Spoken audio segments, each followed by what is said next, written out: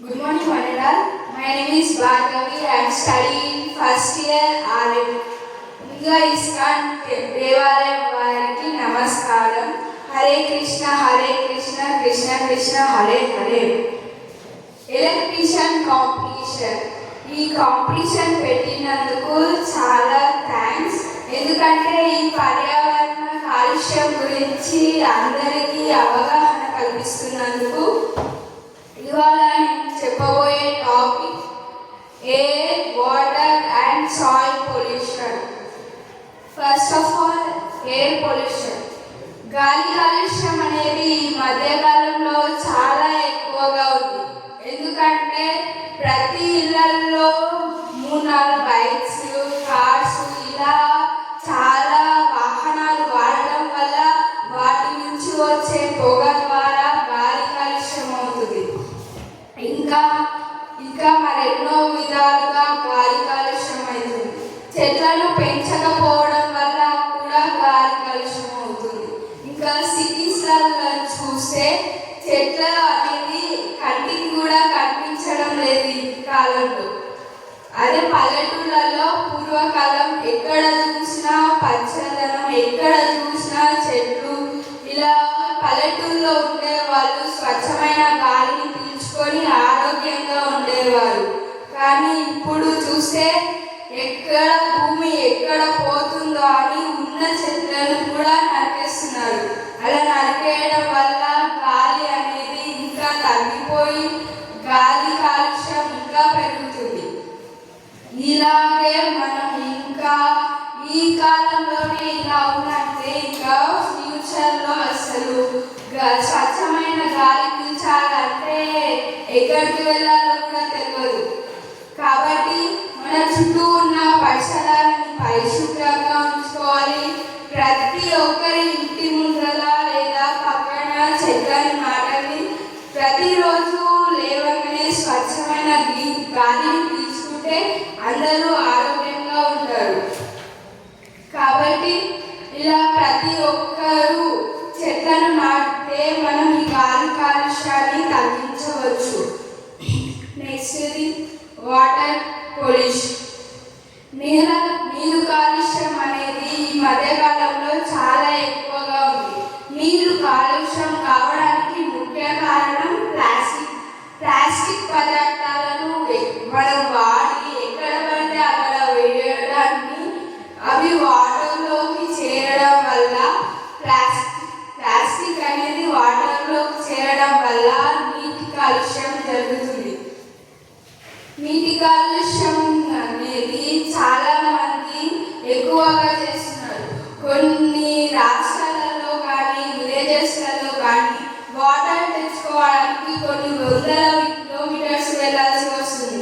కానీ మన దగ్గర, మన పక్కన, మనకు అందుబాటులో ఉన్న వాటర్ని మనం వేస్ట్ చేస్తున్నాం, దాన్ని పొల్యూట్ చేస్తున్నాం. కానీ వాటర్ విలువ మనకు తెలియదు. కొన్ని రాష్ట్రాలలో పక్క దేశాల నుంచి కొన్ని 100 కిలోమీటర్స్ నుంచి ఒక బిందె అలా చుక్క నీరు కోసం వెయిట్ చేసే వాళ్ళకు వాటర్ విలువ తెలుస్తుంది. మనం వర్షం నీటిని కొన్ని దేశాలలో కొన్ని ఏళ్ల పాటు నిల్వ చేసుకుంటున్నారు. కానీ మనం అవిని వేస్ట్గా సముద్రాలలో, నదులలో, ఇంకా ఇలా చిన్న గుంతల్లో అవి అక్కడ వేస్ట్గా ఉంటున్నా కానీ ఎవరు పట్టించుకోవడం లేదు. అవి అలాగే పెద్ద సముద్రాలలో కలిసి అవి అక్కడనే ఉంటున్నాయి తప్ప మనకేం యూజ్ కావడం లేదు. కాబట్టి నీటిని బాగా యూజ్ చేసుకోవాలని నేను అనుకుంటున్నాను. ఇంకా ప్లాస్టిక్ ఎక్కువగా నీటిలో వేయద్దు. 8 మిలియన్ల సింగిల్ యూజ్ ప్లాస్టిక్ బాటిల్స్ వాడుతున్నారు మన దేశంలో కానీ ఇతర దేశాలలో. ఇంకా దాదాపు 66 రెట్ల పైగా సింగిల్ ప్లాస్టిక్ యూజ్ బాటిల్స్ ఉన్నాయి. ఇప్పుడే ఇలా ఉందంటే ఇంకా అంటే ఫ్యూచర్లో 2050 వచ్చే వరకు సముద్రాలలో చేపల కంటే ప్లాస్టిక్ పదార్థాలే ఎక్కువగా ఉంటాయని నేను అనుకుంటున్నాను. ఇంకా ఒక ప్లాస్టిక్ బాటిల్ సముద్రంలో కలవడానికి 400 సంవత్సరాలు పడుతుంది. అదే మీరు అనుకోండి, ఒక్క బాటిల్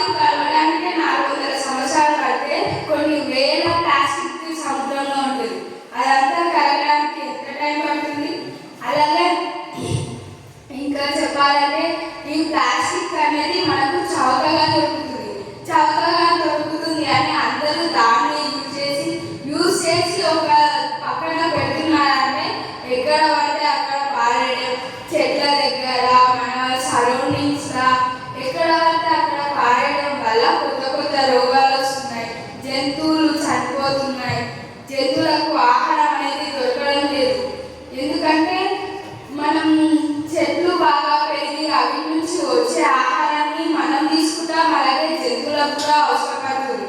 అదే ప్లాస్టిక్ చుట్టుముట్టు ఉండడం వల్ల ఆ చెట్లకు కొత్త కొత్త రోగాలు వచ్చి అవి మనం తిని అనారోగ్యం పాలవుతున్నాం, జంతువులు తిని అనారోగ్యాల పాలవుతున్నాం. ఇంకా ఇలా కాకూడదు కాబట్టి ప్లాస్టిక్ వాడకం తగ్గించాలి. మనం పోతరంగా ప్లాస్టిక్ ఇలాగే వాడుతూ ఇలాగే పెంచుతూ పోతే మన ఫ్యూచర్లో ఈ ప్లాస్టిక్ అనేది ఒక అలవాటుగా మారిపోతుంది. ప్లాస్టిక్ లేని మనం ఏ పని చేయలేకపోతాం. ప్లాస్టిక్ కంపల్సరీగా అన్నిటిగా మారుతుంది. కాబట్టి ఇప్పటి నుంచే మనం ప్లాస్టిక్ని దూరంగా ఉండి ప్లాస్టిక్ని దూరంగా పెడితే మన ఫ్యూచర్ బాగుంటుంది, మన తరాలు కూడా బాగుంటాయని నేను కోరుకుంటున్నాను. ఇంకా అలాగే చెట్ల గురించి చెట్ల దగ్గర అంతా చెట్ల సరౌండింగ్స్ అని పరిశుభ్రంగా ఉంచాలని కోరుతున్నాను. క్లీన్ అండ్ గ్రీన్ అనే కొత్త కొత్త ప్రభావాలను పెట్టి ఇంకా కొత్త కొత్త అవకాశాలను ఇవ్వాలనుకుంటున్నాను. ప్రజలందరికీ క్లీన్ అండ్ గ్రీన్ అని ఇలాంటి కొత్త కొత్త చట్టాలు తెచ్చి ప్రజలందరికీ ఇలాంటి పొల్యూషన్స్ మీద అవగాహన కల్పించి ఇలాగా చెట్లందరినీ నాటండి, చెట్లపై పరిశుభ్రత ఉంచండి అని ఇలా కొత్త కొత్త విషయాలపై అవగాహన కల్పించాలని కోరుకుంటున్నాను. ఇంకా నెక్స్ట్ చెప్పబోయేది సాయిల్ పొల్యూషన్. నేల అనేది చాలా నాణ్యమైనది. నాణ్యత మన చేతులతో మనమే నాశనం చేస్తున్నాం. ఎందుకంటారా, వివిధ రకాల రసాయనాలని అవి అంటే టీవీలలో చూపిస్తున్నారు. వేరే వేరే అవన్నీ ప్రొడక్ట్స్ అన్నీ మనకు టీవీలో అట్రాక్టివ్గా చూపిస్తారు. ఇది వాడితే పురుగులు రావాలి, ఇది వాడితే గడ్డి పడదని, ఇంకా మరెన్నో ప్రొడక్ట్స్ని మన ముందు డిస్ప్లే చేస్తారు. కానీ మనం అవన్నీ నమ్మకుండా నాణ్యతమైన ఎరువులు ఇలాంటివి వాడితేనే మన నేల నాణ్యతగా ఉంటుంది. అరే ఇది చెప్పారు, ఇది పురుగులు పోతున్నట్ట, అదంట ఇదంట అని మన నేలపై అవన్నీ వాడడం వల్ల మన నేల నాణ్యత మనమే తగ్గించుకుంటున్నాం. ఒక రైతు పంట వేసేటప్పుడు దాని మీద ఎన్నో ఆశలు పెట్టుకొని వేస్తాడు. కానీ ఆ పంట సరిగ్గా చేతికి రాకపోతే చాలా నష్టానికి పాల్పడుతుంది. ఆ పంట మీద ఎన్నో అప్పులు చేస్తుంటారు. కాబట్టి ప్రతి ఒక్కటి పంట విషయంలో అయినా నేల విషయంలో అయినా నాణ్యత చూసుకొని మంచి ప్రోడక్ట్